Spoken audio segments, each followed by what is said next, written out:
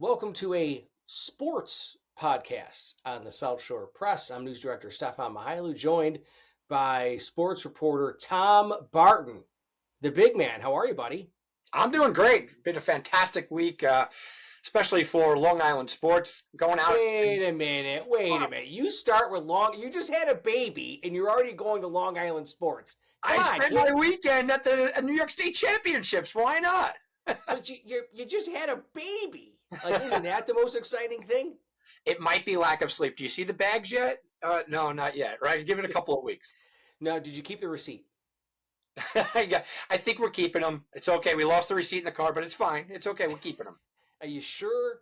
Some hospitals have a pretty tough return policy. I'm just saying. I got four kids of my own. Believe me, I tried. I tried I taking them back sometimes. we took him out in the jerseys, so he's definitely ours. He's already been immersed into the sports culture. Well, congratulations to you and your amazing wife. You and I have a lot in common. We work for the South Shore Press, and we both married up. Yes. So, no doubt about it. So I think the big topic that you and I are going to talk about on this podcast is, and I can't believe we're talking about the WNBA. Never in my wildest dreams if someone put a gun to my head 6 months ago and said, yeah, give me a topic you're going to be talking about on a podcast with Tom. The last topic would be the WNBA. Ever. Yeah, look, I do a radio show in Las Vegas every weekend for 13 years. It is, my co-host follows the Aces, the Las Vegas Aces. We still don't talk about the NBA because it would be, not so good for the listeners because nobody cares about the NBA. But they No. do now. But they do now. Right. And then, so we're going to talk WNBA, but before we go to that, let's talk local high school sports, of course, because again, the topic of this show is going to be Caitlin Clark and the WNBA and her snub on the Olympic team. But what's shaking with local sports? Seems like a lot of highs and lows for some big championship wins, some losses for teams from Suffolk County. Well, look, two teams made the state championship finals and semifinals. Two teams from our area, from Brookhaven. You have to be happy about that for the softball championships for the girls. And one team, lost a close final game. It was a tough road for Sachem. It was a tough road for Miller Place. The team that Miller Place lost to in the finals beat Ichabod Crane, who had a 33-game winning streak. So, they're a dynamic team. Both of the girls' teams had outstanding starting pitching right from the start. Ava Zuccolinelli, maybe the best pitcher in Suffolk. If not, it's Olivia DeRose. So it was a good weekend overall. If you make the state championship and you make the state championship tournament, you're already, a legend. So they didn't get over the hump. Neither one of them listed the championship trophy. But getting to the final teams, the final four teams, there's something to be said for that. Look, throwing all humility out the window about the quality of the South Shore Press.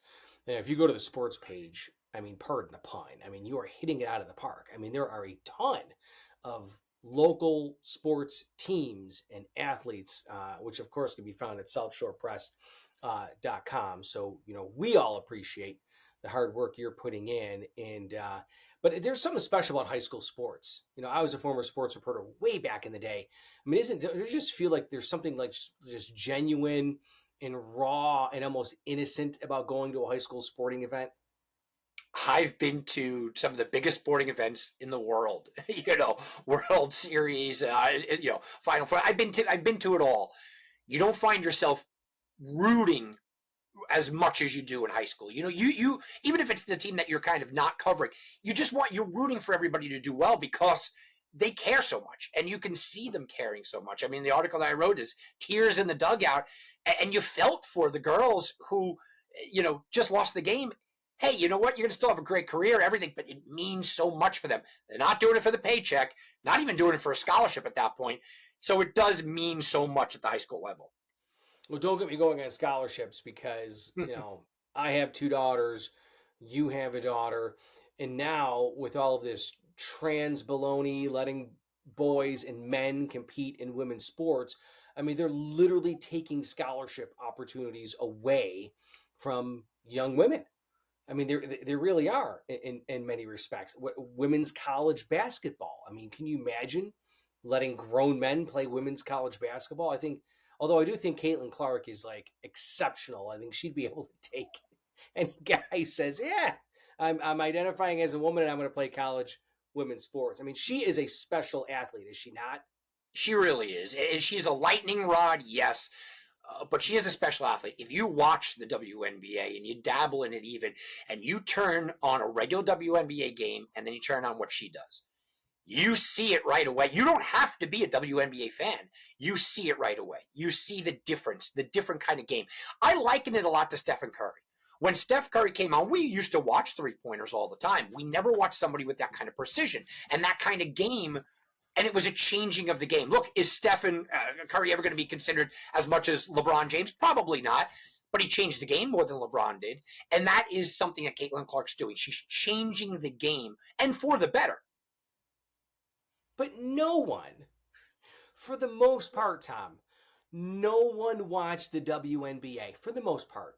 Nobody before she came on the scene. I mean, let's just face it. I mean, I don't even know people. I literally don't know anyone in my circle who has been to a WNBA game ever, let alone watch one on TV. But all of that changed when she got drafted and hit the hard court. It reminds me of a Bill Burr has a great skit on the WNBA, and he says, all these people that complain that you get paid more. Have you been to a game? Can you name three people on the roster? No, No. it's a bad product, but it's not anymore. Look, the attendance high achieved by the New York Liberty, Seattle Storm, Los Angeles Sparks, and Washington Mystics were all home games this year against Indiana when Caitlin Clark was there. Caitlin Clark sells out arenas. Caitlin Clark was in a game this week, where they were chanting her name, "We want Caitlin," in the opposing arena, okay? They have never seen anything like this before. Not to put down the NBA players, but I'm going to speak from the hip here. Diana Taurasi is probably the most famous NBA player or WNBA player that there is. She's going to go back to another Olympics. It's going to be her sixth Olympics. She's probably the most famous. Never If heard she of her. walked down any street in America, nobody would know who she was. Caitlin Clark is changing that. That's what I ordered for dinner tonight. That's what I thought you were talking about. I don't even know who that person is. So let's talk Caitlin Clark. And obviously we're going to get to the big topic here of her Olympic snub.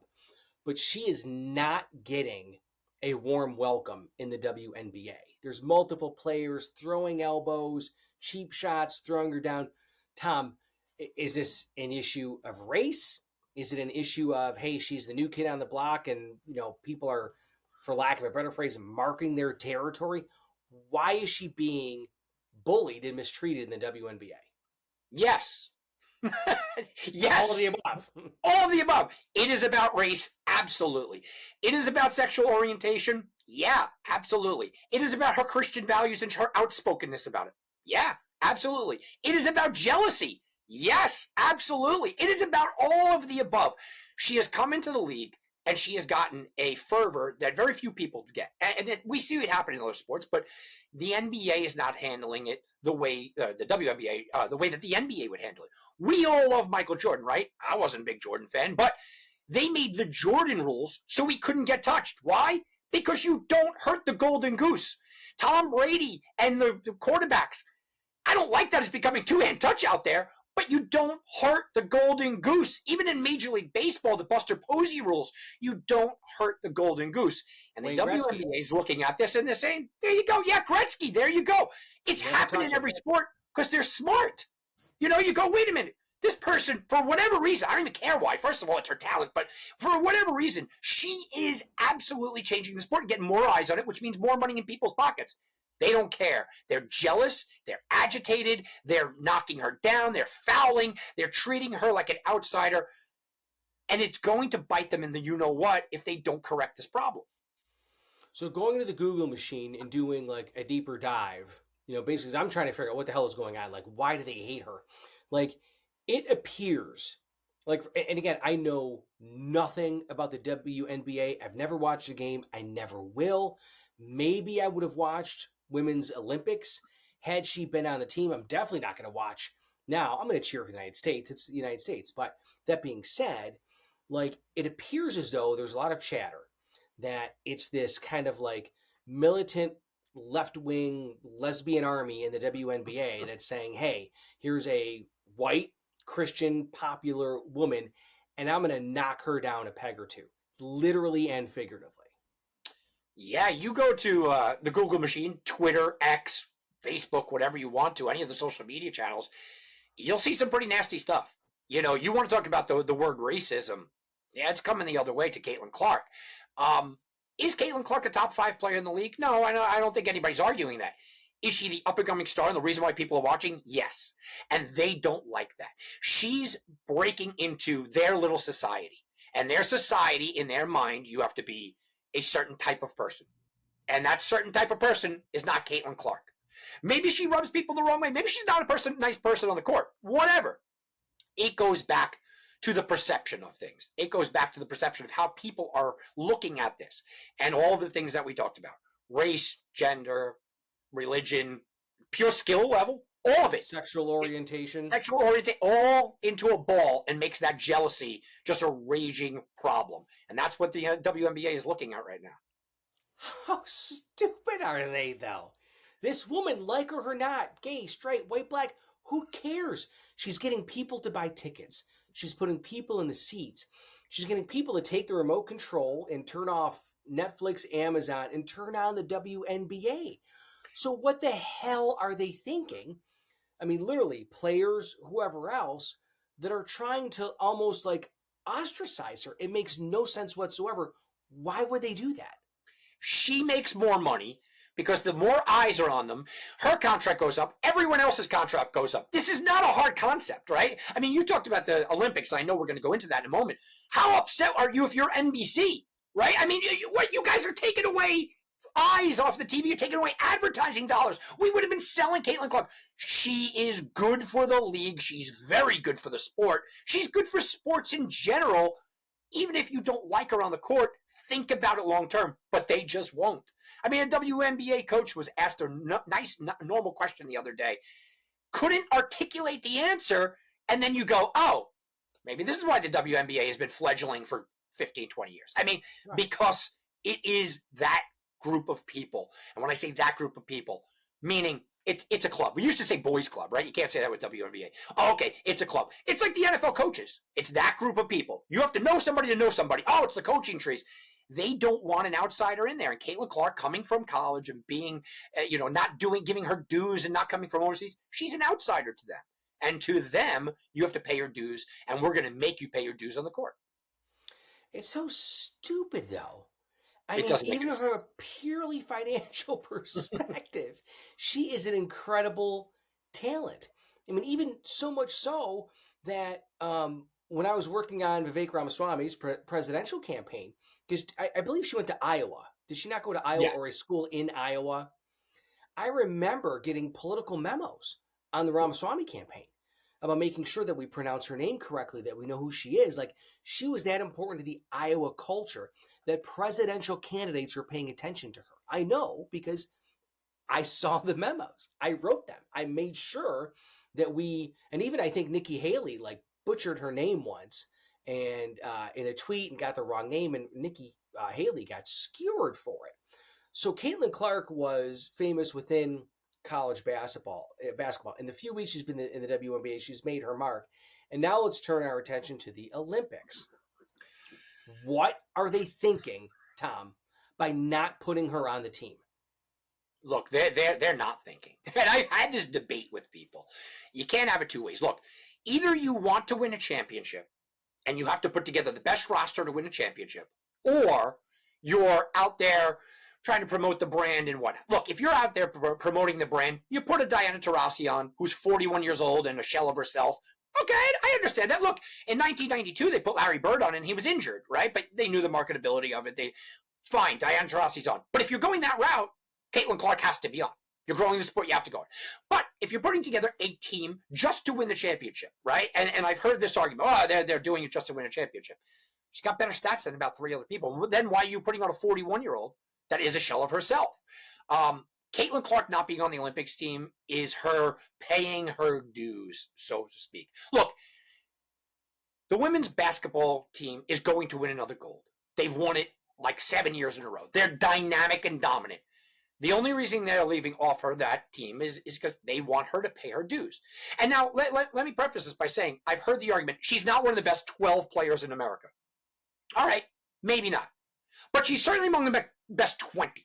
It's cutting hairs. You have somebody on that team, like I said, 41 years old. You have somebody else on that team that hasn't played in 8 months. In 8 months, she hasn't played. I'm not saying she doesn't deserve it. Maybe when she gets healthy. But right now, Caitlin Clark deserves to be on that team for marketability, for what the future will bring. You do things like that. Even the 92 team, the greatest team ever assembled in the history of basketball, they grabbed a college guy. Christian Laettner was on that team. Why? We want to establish what's going to keep us moving on and the future. The Olympic team, they just dropped the ball on this. And then you start peeling back the layers, right? Why? Well, the head of the committee actually had negative tweets about her when she was coming out of college. 2 of the other members, including the head coach, also have had negative tweets about, well, she's got to pay her dues and things like that. It's not complicated why they're doing this to her. It's just, like you said, pure stupidity.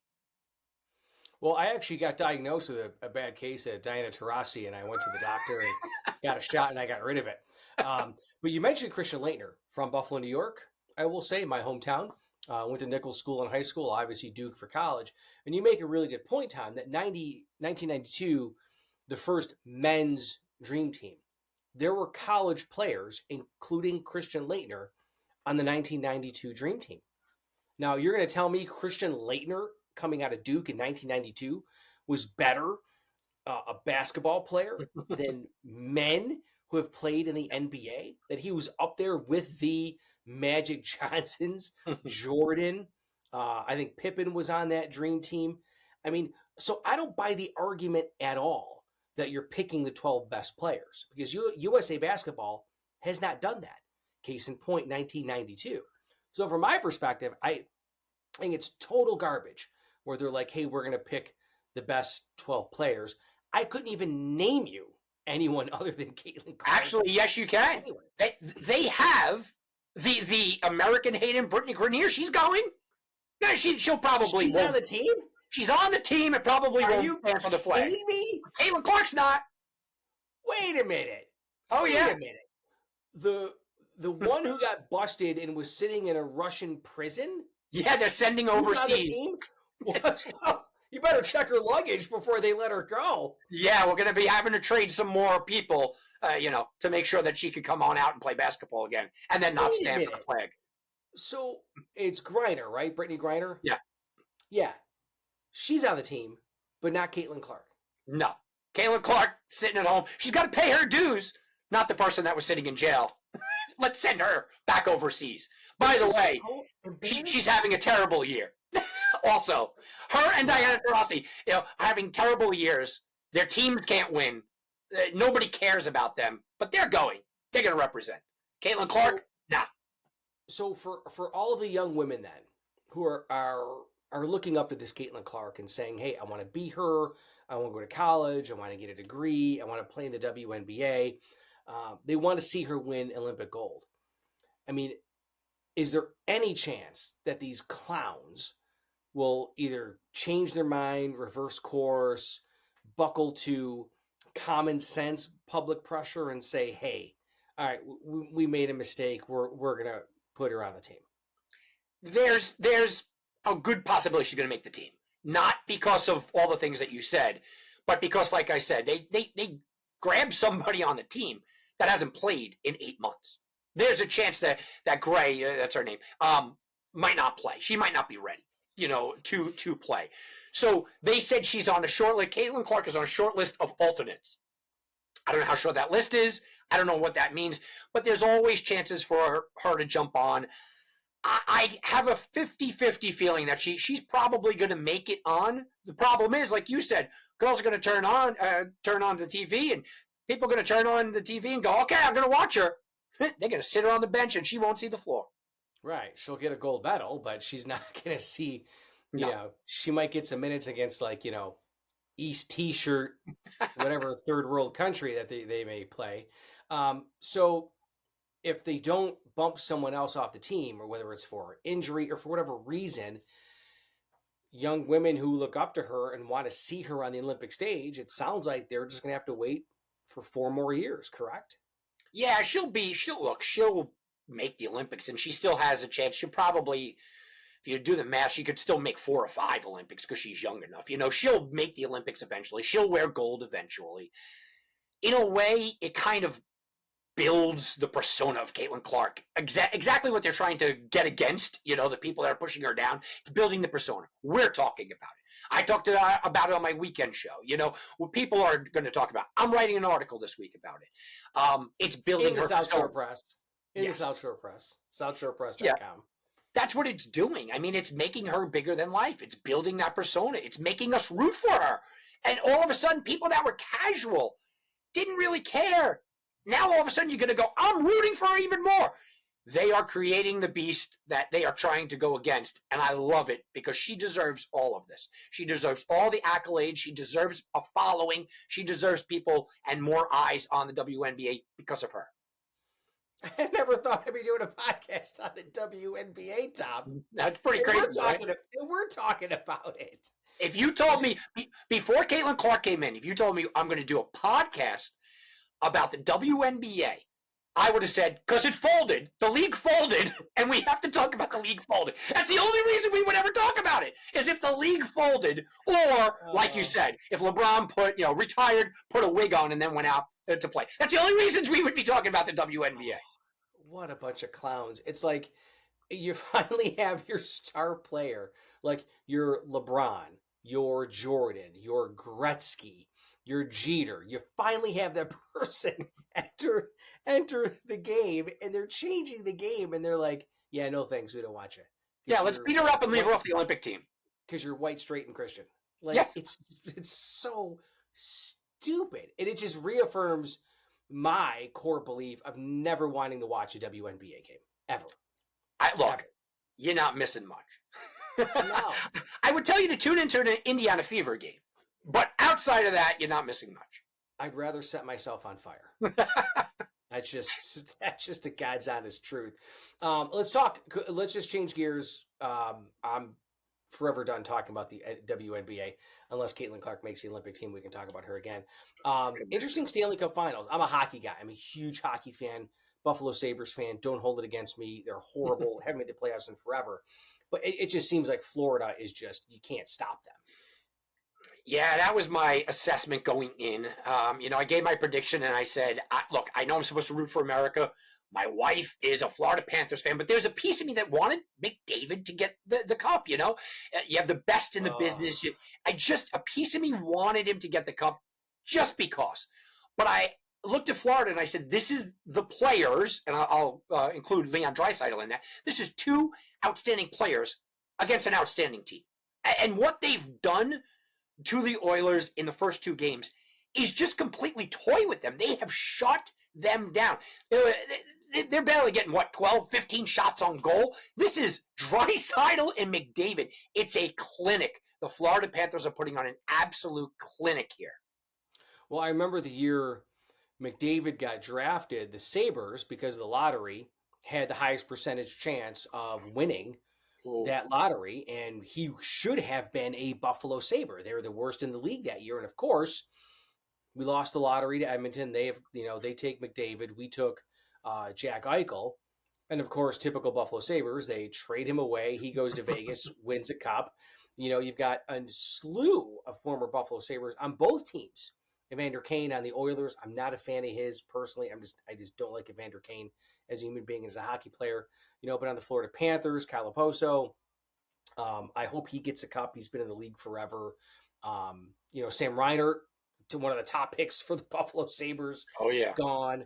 But it's just the Rangers, though. I mean, I thought they had some promise in the beginning of that series against the Panthers, and they just got steamrolled, like everyone else has against the Panthers.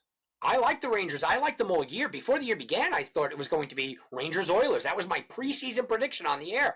I loved them. I liked what I saw with the Rangers all year long. They faced Florida game 1, and I said, oh, my goodness, what am I watching? I mean, Florida was just head and shoulders above them. And if it wasn't for Igor standing on his head, stopping like 108 shots in 3 games, the guy was unbelievable. If it wasn't for him, the Rangers would have got blown out in 4 games. It wouldn't have been close. And you watch that kind of thing, and then you go, okay, even with McDavid and Draisaitl coming to town, you had to expect Florida to shut them down because of what you watched. Rangers had a very good offense, but it was all Igor. I mean, it really was. And Florida looks like they're almost doing it nonchalantly. They're playing a defensive game that just doesn't even let people get into the zone. Forget about take shots. They don't even get into the zone. It's a slowed down version. Florida's playing their best hockey right now. It's going to take a lot for Edmonton to get back into this. But I will say this, whether you like Edmonton or not, whether you like sports or not, hockey or not, if you're a sports fan, the atmosphere that will be in Edmonton for Game 3 will be one of the greatest sports atmospheres that we've seen in a long time. Those people have been waiting a very long time for, forget about only Edmonton, Canada, to have a Stanley Cup game there. They're going to be pumped up. It's going to be a cool atmosphere there. Yeah, I can't, out of principle, I can't cheer for the Oilers. I just can't. I got to go with an American team, and I'm a diehard Buffalo Sabres fan. But although the Rangers were fun to watch this year, I thought they were like a fun hockey team to watch, not the Sabres. The Rangers. Igor's fun. I like a good goalie like that. Look, you guys used to have Dominik Hasek. Yeah, Hasek was hysterical to watch. I mean, you just watch him. He's making people look foolish. You would laugh, and that's what Igor looked like. They have breakaways, and Igor's like, nope, I don't know. I'm not even going to look that way. I'm just going to stop you. That was Dominik Hasek in his prime. So, yeah, the Rangers were fun. They were just outclassed, and that looks like Florida's going to do the same thing here. One before I die, I say that. Buffalo Bills, Buffalo Sabres, I don't care. Stanley Cup, and Vince Lombardi trophy, one before I die. That's all I want. That Bills window's closing fast. I know. Don't remind me. I thought we were going to end the podcast on a positive note. And you got to talk. All right, you just went there. All right. We're wrapping up. I just missed minicamp, so he's got that going for you. Yeah, fingers crossed. Fingers crossed. All right, so southshorepress.com. Tom, you got a ton of articles there about local sports in Suffolk County, the better angle. Definitely check that out every single week. Hitting out of the park with all of your great coverage, and we really appreciate you and the hard work you put in. Thank you so much. This was fun. Absolutely. Let's do it again. And if she makes the Olympics, you can make sure that we'll put a little something at the South Shore Press. Shockingly. All right, folks, that'll do it. On behalf of Tom Barton with the South Shore Press Sports Department, I'm News Director Stefan Mychajliw. Greatly, greatly appreciate you joining us. Take care.